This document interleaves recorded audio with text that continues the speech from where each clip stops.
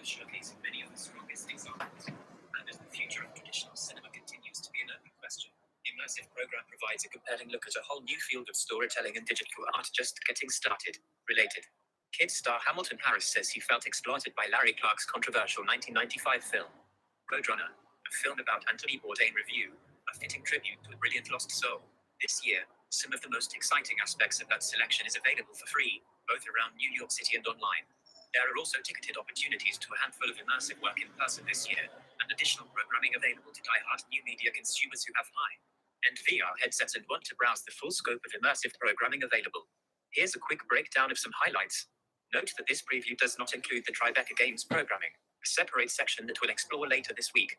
Popular on IndieWire, mixing score with the gushy sounds of the boys, indefinite time, elapsed time, 0 seconds, mixing score with the gushy sounds of the boys, play, airplay, outdoor and interactive experiences. The most accessible aspect of the Tribeca immersive programming, and the festival as a whole, comes from this section, where the bulk of the program can be accessed to this link, or at specific sites around the city.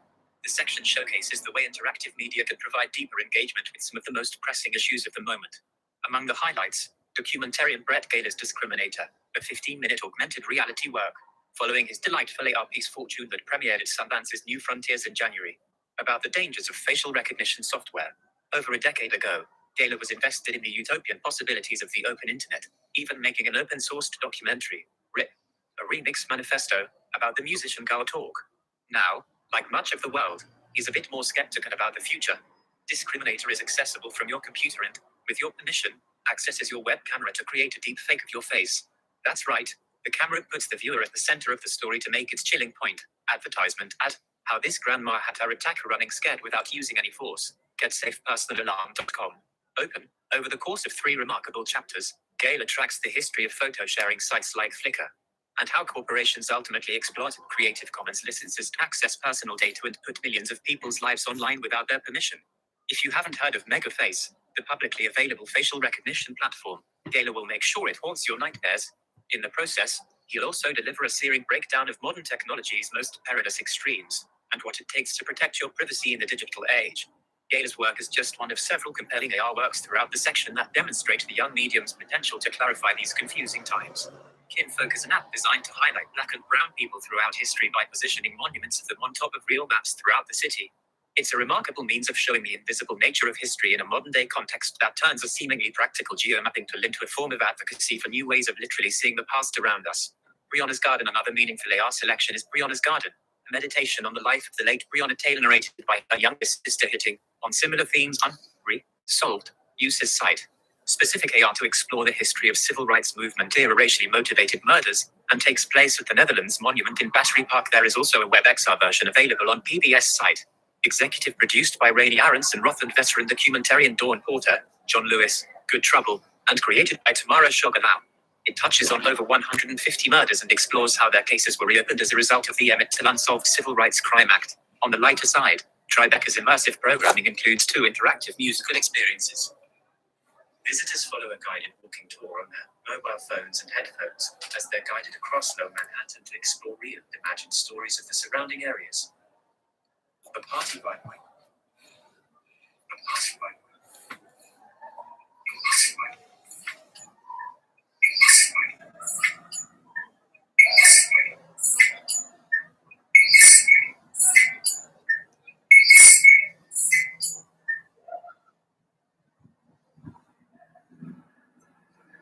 Check out Sound Music Experience, an interactive live music experience that implements audiences' smartphones and involves a half iguana DJ.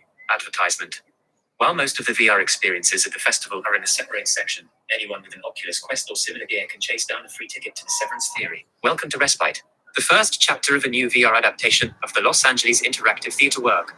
After signing up for the show, participants are invited to a bespoke space in Pratt, where they're asked to perform in the role of an 11-year-old child who suffers from dissociative identity disorder. Two actors play your parents and walk you through a scenario that's alternately charming, mysterious, and deeply unsettling as it delves into the nature of a confused young psyche, providing another compelling, if brief, example of VR's ability to generate empathy from the inside out. Storyscapes. In the early days of the pandemic, anyone keen on experiencing new VR work can own a headset or borrow one. While that's still the ideal investment for digging into this ever-fascinating new storytelling device, the return of Tribeca's Spring Studios is a welcome opportunity for ample VR work to reach more audiences. One $50 ticket gets you access to all 5 VR programs in this competition-based selection, each of which has been designed for up to 4 users at a time, so there are never more than 20 people in attendance at once, allowing for social distancing. The program is also expected to be available as a bundle on the Oculus Store for headset users in the near future. As usual, the program continues to show the strength of non-fiction storytelling in VR.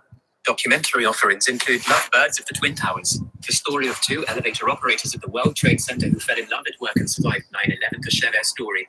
The 5-minute piece is one of the shorter works in the section, but shows how 2 decades after that tragic New York event, there are still many stories left to tell. Non-fiction work largely remains within the realm of 360 videos. More advanced interaction comes from animated work, otherwise known as Sixed Off, for 6 Degrees of Freedom. Among the more ambitious offerings in the section, Here at Home is a 45-minute animated adaptation of the 1920 Carl Sandburg poem The Hangman at Home. There's also a Psycho Life, which, like the Severance Theory, explores mental illness.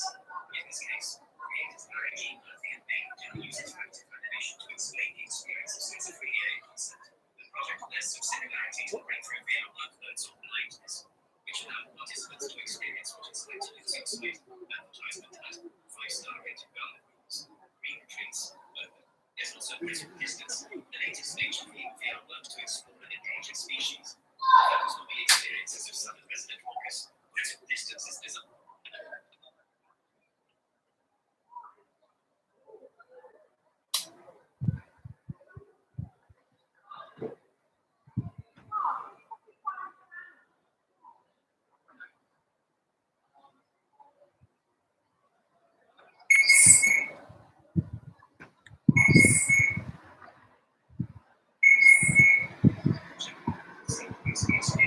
An interactive live music experience that implements audiences' smartphones and involves a half iguana DJ.